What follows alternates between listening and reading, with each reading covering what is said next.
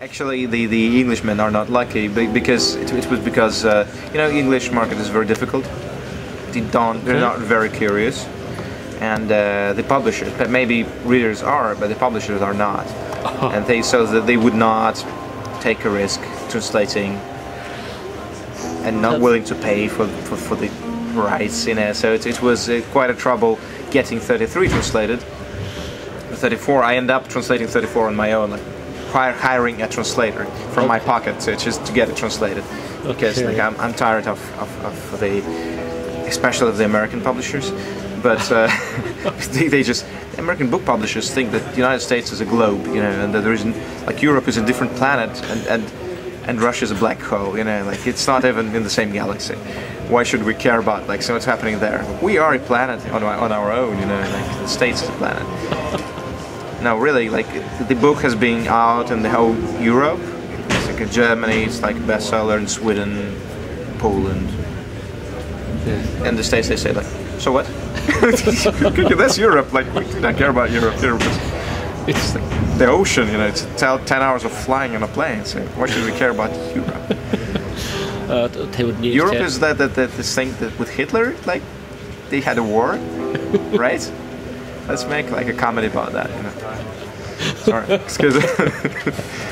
Really, like, and that's publishers, because people like readers there are, and like, can we get the 34 translated into English? They are asking. It's not the public. It's the whatever the publishers. Yeah. So they first thought about adapting 34 into a game. I told them, do not do that, because 34 mainly is happening in the people's hands, you know. Yeah. It's the characters remembering things, dreaming about things. How do you know, make a game out of an old man remembering the day his little son was born and then it was raining? What kind of shooter is that, you know? So I told them, like, I have an idea of how to continue Artyom's story with the last surviving Dark One. And let me just create a different story for you. And so I create a different story for them. And it's way more complicated, and it's much bigger than a normal shooter or even RPG is allowed to have, you know.